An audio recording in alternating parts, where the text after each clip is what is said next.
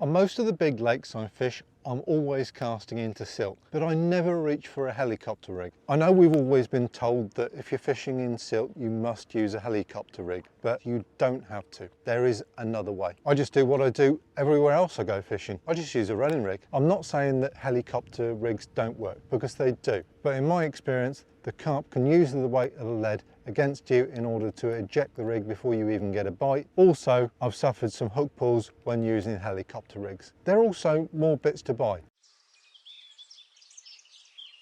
So the best way I know to find out how bad the silt is basically just to make a cast at the distance you want and the line you want, and I'm not going to feel the lead down. I'm literally just going to fire it into the water. No feathering, no trapping the lead, just launch it in.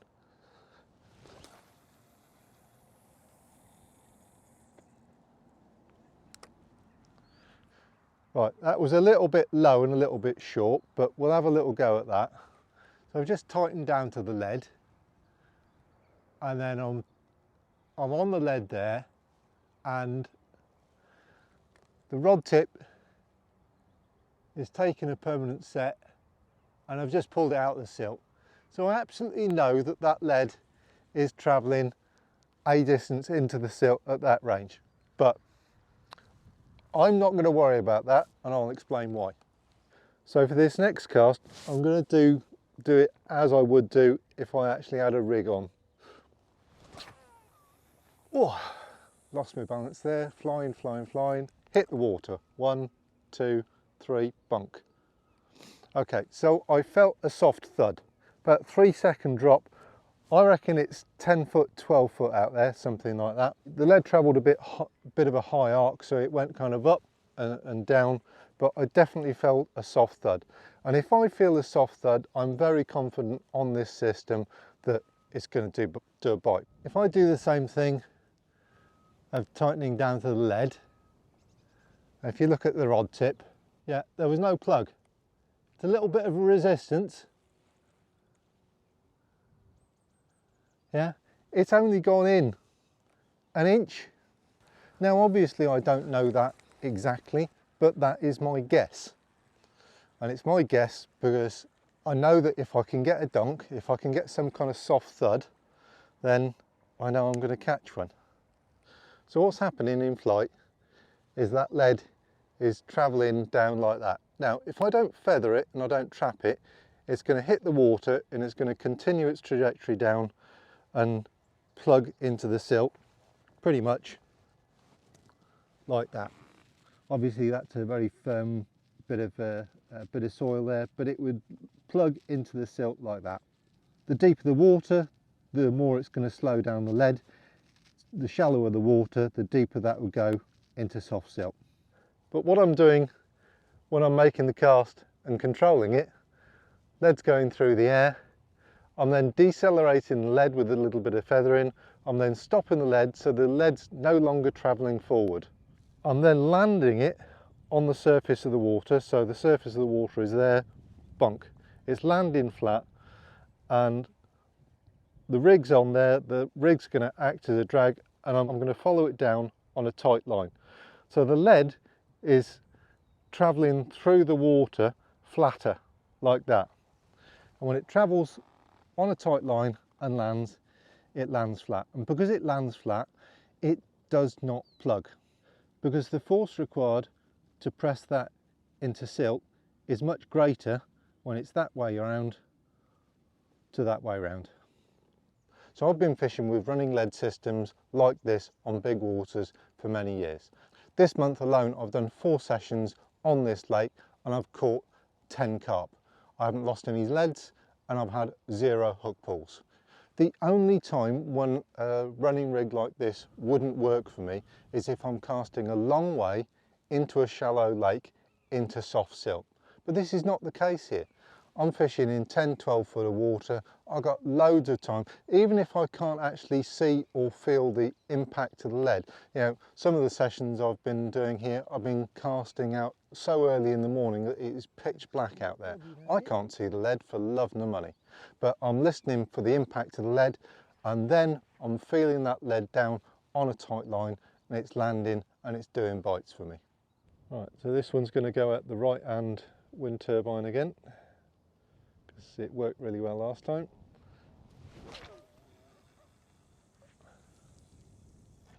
Trap it, wind down, dunk. There we go. Soft little thud. And when I make a cast like that, especially on a big windy pit like this, you don't want to be hitting the clip with a rod up in the air. You want to get the line down out the wind as quickly as possible. So I'm going to show you a few different ways to set up a running rig.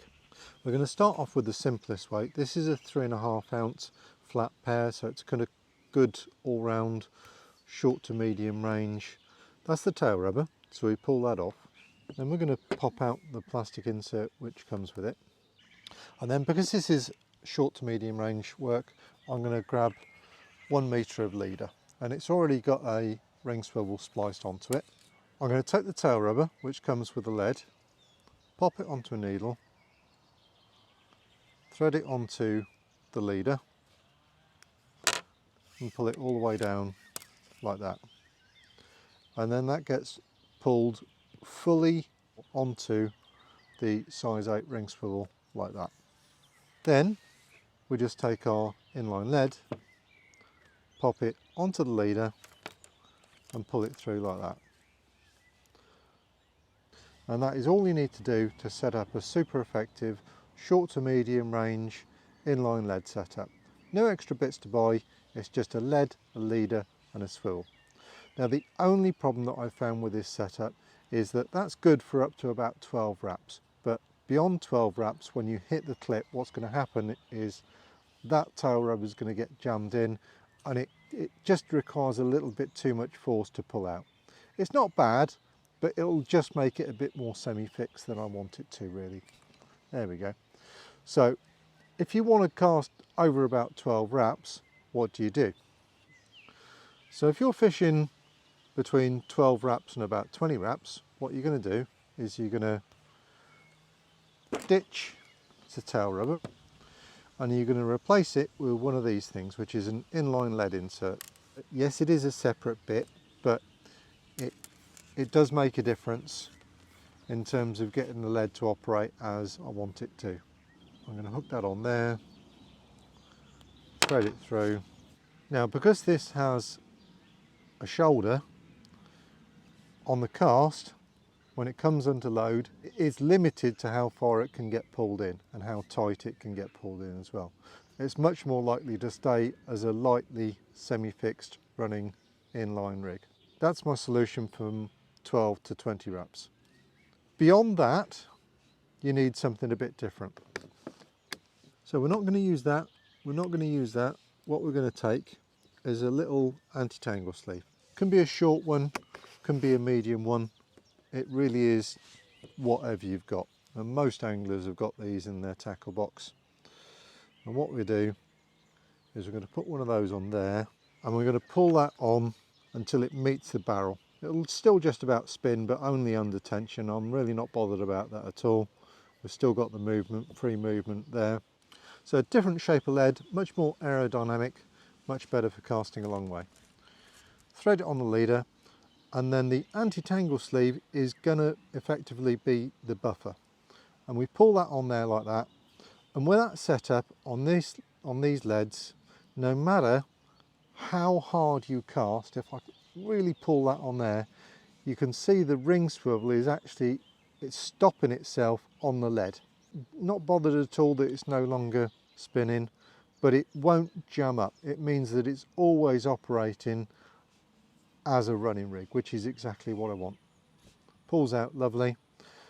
And if you only want one inline lead setup to fish any range on any water, I would go with something like that because it's just not been defeated yet. You can have different inserts for different ranges if you want. If you only ever fish up to 12 wraps, then you don't need to buy anything else other than the lead, and you get the tail rubber with it. But if you're looking for a one-stop solution for any situation, little anti-tangle sleeve, running inline lead, absolutely deadly. Also the perfect solution inside a solid PVA bag, of course. So this is why running rigs are all I need for any situation over any bottom type and any range. I just don't need anything else. These really can do it all as long as you set them up right. So it doesn't matter whether you're fishing over a muddy bottom or a silty bottom or a hard bottom, an inline running rig at any range is all you're ever going to need. This is all I use. The only time I can't get away with an inline running rig is when I'm fishing in heavy weed. But even then, a lot of the times I can get away with it when a lead clip wouldn't be able to, because you can pull these through the weed quite successfully. So later on in this video, I'm going to show you how to feather and trap and land a rig. That's what you're supposed to do. That's what I always aim to do, because I can learn a lot just by feeling that lead down and when it touches the bottom. And if I can feel that soft thud, I'm extremely confident of getting a bite. Now, what happens when you can't feel a drop at all? I was fishing a lake a few weeks ago, and during the day I'm launching them out about 110, 115 metres, tiny little bait, 2 bait stringer, and I'm following the lead in flight and I'm stopping it just before it impacts the water. Now, it's a big public water, it's shallow, 1 metre deep, and I know it's silty because I could not feel the lead touch the bottom at all. It was like launching it into blancmange as far as I could feel back at the rod end. Now in daylight, that's all well and good, right? But what happens at night? You can't follow a lead in flight, and this exact scenario happened to me. I had to recast during the night because I caught one, and I put that rig out there and I couldn't feel it touch the bottom for love nor money. It hit the water, great, put it on the alarms and wait to see what happened. And a few hours later, it ripped off again. And that blew my mind actually, because I've always been a great advocate of you have to land the rig, it's really important. And it still is, it's still what I want to try and do. But even if you can't actually land a lead, if you're fishing with a simple mono rig and a running inline lead, it doesn't even matter if you can't land the rig at all. Maybe add a few centimetres of rig length to give yourself a bit more confidence, maybe add a little PVA stick or a couple of baits just to kind of slow it down, because when that lead is travelling fast, it's going to be impacting the water, and the faster it goes, the faster it's going to decelerate. It's a bit like jumping off the high board. The higher you go, the faster you hit the water and the faster you stop. And it's exactly the same for a lead when it's travelling quickly. So if you're using heli rigs and you're happy with the results, I get it, great, enjoy. But if you're using heli rigs and you're struggling, or you're wondering, well, maybe if I did something else, if I fished a running rig, would I catch more? Then I would really encourage you to give them a go. They don't tangle, they don't plug, they're easy to set up, and they use a minimum number of components. And most importantly, the carp have a very hard time dealing with them because they can't use the weight of the lead to throw the rig out. So what is feathering and what is trapping? And how do you do it? Right, so let's do some feathering. Right, so I'm slowing down, there we go, dunk.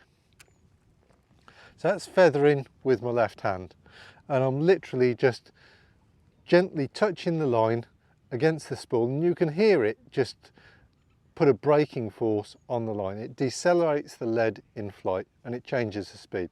You're not going to cast as far with feathering, but it keeps the line tauter, in more control. You can then quickly switch from feathering to trapping. Just by holding the spool harder with your left hand, you'll literally stop the line in flight. Now, this time I'm going to demonstrate trapping without feathering. Okay, so this one's going to be a straight trap. So I'm watching the lead in flight, bunk, trap it, feel it down. 2.5 meters deep that was. So I'm grabbing it just before the lead impacts the water. So I'm following the lead in flight. If I've already cast with just enough force, then I trap it immediately, because if I feather and then trap, my cast is going to fall short basically. So when I'm trying to get maximum range, I will just cast, track the lead in flight and bump, trap it. Because I've got big long fingers, I can do it all with my right hand if I want to. But if you've got short hands or you want a bit more control, then just use your left hand on the spool. So this one I'm going to feather and then I'm going to trap. So I'm going to cast more than I need, slow it down a bit, bunk, trap, lovely. Perfect that was. So I've overcast, I've slowed it down, trapped it, lead stopped in flight, plopped onto the surface, and I've lowered it down on a perfectly tight line. And that is the easiest way to feel for the drop. So when I'm talking about landing the lead, I'm either talking about feathering the lead and then trapping the lead in flight before it hits the water. The lead stops in flight, lands on the water and then floats down on a tight line. That's the best way to fish over silt because it stops the lead plunging too deeply into the silt, because the lead's landing horizontal. There is no plugging, you're landing it softly. And this is why I can get away with fishing running rigs like this, even with big leads, even at range. It's not an issue. Now, if you're not fishing big waters, if you're fishing a silty old estate lake, then again, you do not need to worry. You can just use a running rig. Now, what I do is I drop down to the smallest lead possible, especially if you're casting. It's a complete myth that you need 3, 4, 5 ounce leads to hook carp. With a running lead, you only need a 1 ounce lead, a 2 ounce lead. Anything will do. Just pick the lead size that you need in order to cast the distance that you need. So if a 1.5 ounce lead will do it, use it. 2, 2.5, whatever you need. If you're bait boating rigs out or rowing rigs out or using a baiting pole, then you don't need to worry. You can use anything you want. You can use big leads if you want to. You can use a 3 ounce lead or a 4 ounce lead. It just doesn't matter because you're going to be dropping it from a boat or turning it over from the spoon, and it's only going to be falling through the water. The lead has no speed because there is no cast. So whatever size of lake you're taking on, don't be afraid of the silt. The silt is your friend. The food is in the silt. Carp feed in the silt. Do not worry about it. It works, it's productive, and it's easy to fish actually because the hook point is preserved. You can fish bottom baits, you can fish pop-ups, you can fish wafters, whatever you want. I really do understand that it's hard to wrap your head around because everything that you've been taught over the years has taught you that if you're fishing in silt, you need to use a helicopter rig. Well, you don't. You just need a simple running rig, a lead size that can get you out to where you're fishing, and that's all you have to worry about. If you're fishing close range, fish a supple rig. If you need to cast, fish a semi-stiff rig with mono. So what's wrong with using helicopter rigs anyway? Why am I beating up on them? Well, for a start, you have to buy specific terminal tackle components in order to set up a heli rig. The carp will be able to use the weight of the lead against you. Now, if it comes back towards you, then that's less of an issue, but the carp can absolutely use the weight of the lead on a helicopter system to eject the rig. Less of a problem with micro-barbed hooks, but more of a problem when you're fishing barbless hooks like I do. Helicopter rigs are just a different form of semi-fixed rig, and any semi-fixed rig, the carp will use the weight of the lead to eject the rig before you even know about it. Now, yeah, you could use a heli-safe system and dump the lead on the tape, but I'm very much against dumping leads. There is absolutely no need to dump leads on purpose unless the venue is exceptionally weedy. I've been doing all my fishing on this water, 12 carp, no leads lost. It's just not necessary. When I get a pickup on a running rig, 98% of the time, I know that that carp is going to convert from a bite to being in the bottom of my landing net. I do not lose fish with hook pulls on running rigs. You can absolutely have hook pulls on heli rigs. I've seen anglers that using heli rigs suffer hook pulls, and whenever I've experimented with heli rigs, I have suffered some hook pulls. So for that reason alone, heli rigs are an absolute no. For me, there are 3 really good reasons why you should be using a running rig in silt. 1, you'll convert more bites to carp on the bank. 2, you'll suffer less hook pulls while you're playing a fish. And 3, you've got less bits to buy. So here's a question for you.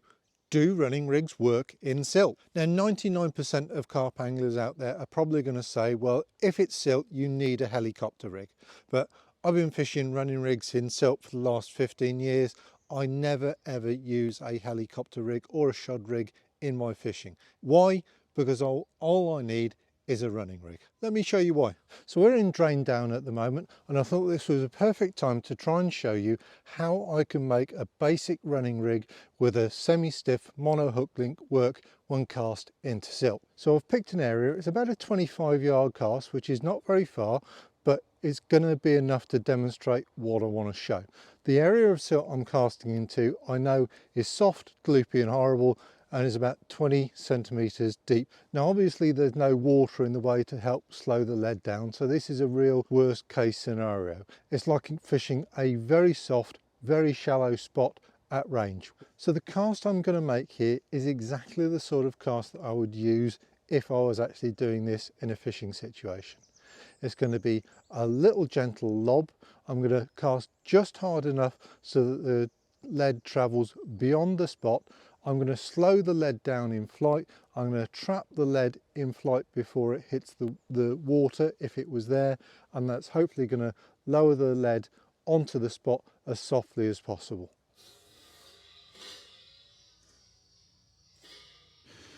Right, so we just made a little cast into the silt here. Let's see what we've got. That's the lead plugged there. Pull from there. Oh yeah. Yeah, that has disappeared from about 15 centimeters actually. So now obviously there was no water slowing that down, and look, this is gloopy horrible stuff here. If I put my boot down there, it's a good 20 centimeters of really kind of soupy horrible stuff. So I wonder what would happen if I were to actually attach a rig on and cast it in this. Even if the running lead is actually plugged 15 centimeters into the silt, just how bad is my presentation in that situation? Right, let's give this a go.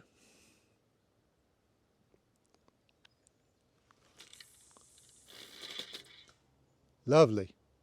Little feather, little trap, and we've gone boom splat right in the silt.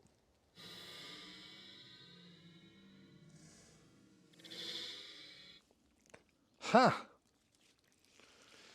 Well, there we go. I got two impacts. That's the lead and that's the bait. So I made the cast. I cast a little bit too hard, knowing that I was going to feather it down to decelerate that lead. By decelerating the lead and then trapping the lead before it actually touched the silt, I've made the bait travel forwards so that the bait has landed behind the lead, and I've got really very good presentation. So I'm really quite pleased with that. That looks very good. I cast just a little bit too hard, knowing I was going to feather the lead in flight, decelerate it, and then I trapped the lead in flight before it touched the silt, just like I would in an angling situation. And what that means is that the lead effectively will stop its forward travel, the bait will travel in front of the lead, and then the lead on the elasticity of the line will just swing back a little bit, pull in the bait behind me, and you can see that this is exactly how it's landed. So bear in mind that this is 20 centimeters of really soft gloopy silt. I'm casting directly in it. I've got no advantage of the water slowing the lead down or softening the impact. I'm not using any PVA or anything like that. Yeah, the lead's disappeared a good 15 centimeters down there because we did that on the test cast without the rig.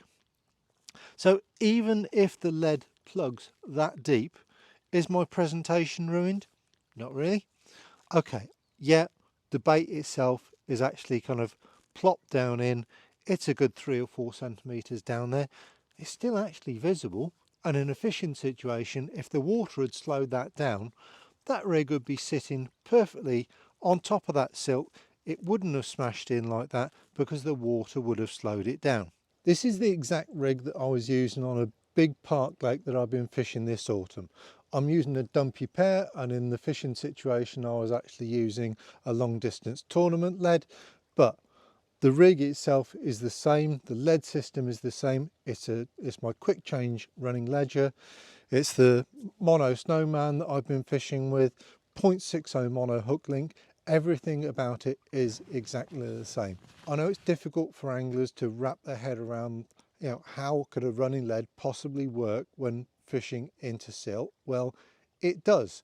And even when there's no water in order to cushion the impact, I'm saying that that would still catch me a carp.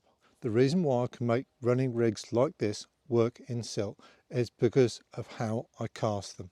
It's vital that you decelerate the lead in flight, that you stop the lead just before it hits the surface of the water, and that you gently lower the lead through the water to make the rig swing down and land it gently on the silt.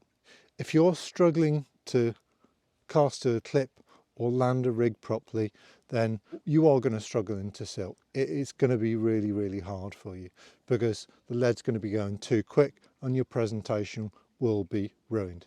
Now you can help yourself out by adding a PVA stick, and I definitely do this situation. If this was a real fishing situation, I would have used a PVA stick because I know that that is going to help to decelerate the lead and the rig as it falls through the water. I do that every time. When I'm fishing a big park lake, I can't do that, but I'm feeling the lead fall through 12, 14 foot of water. All I need is a big bait, something like a 24mm Scopex squid, and a bit of spray on that because I can't put any PVA because of the range that I'm fishing, and I feel that lead down, and most of the time I get a soft little thud, and if I get that soft little thud, then I absolutely know that I'm fishing. So you do not need special rigs to fish in silt. You just don't. Nothing else is required other than a simple mono rig and a running ledger. But you have to cast them right. That's the secret of fishing in silt with running rigs. How do you know if your lead is plugging, and why does it matter? So to demonstrate this, I've got a 3-ounce pair and I've just tied it onto the end of my leading rod. We've got some 30-pound braided leader there. I'm just going to fire it into the water and then wind down and see what we got. Just going to wind down, take the slack out, and I'm just going to tighten down to the lead, holding the rod up in the air like that, and I'm just going to gradually apply load to the tip. I can see the tip flexing down. I've moved the reel 2 centimeters and it's loading up, and I know that that lead is plugged. Just by doing that, that's already plugged, and I'm going to have to apply some more load. I'm using a 9-foot 3.5 pound scope here, so it's a fairly beefy rod. I can just start to feel the lead moving. There we go, it's moved, and yeah, it's fully unplugged. There's no way that you want to be fishing like that, no matter what rig you've got on, because it means that the lead is going to have towed your bait and your hook deep into that silt. So how do we fix that? So I'm going to use exactly the same setup, a feather and then a trap just before the lead hits the surface of the water, and that is going to reduce the impact speed of the lead as it swings down and hits the silt. I'm then going to do the same plug test and see whether I fix the problem. Start to feather now, trap it, bump. Didn't quite feel the thud. That's a good 80 yards that's travelled, mind. We've got a bit of a crosswind there and it's quite shallow. So I added some control. I've taken the slack out of the line, and I'm then going to load up the rod tip, and he's already moving. It's already moving. Yeah, he's just in the top layers of the silt. Yeah, no plugging. There was a little bit of drag on the lead, but it didn't plug.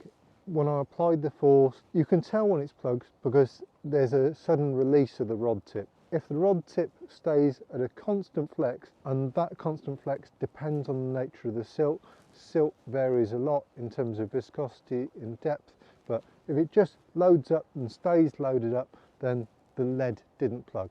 So in this scenario, even just with the bare lead, no PVA, no rig, just by slowing the lead down as it arrives at its destination with some feathering, trapping the lead before it impacts the water. I've decelerated the lead enough to soften the impact on the silt, and this is the control mechanism that we use against lead plugging.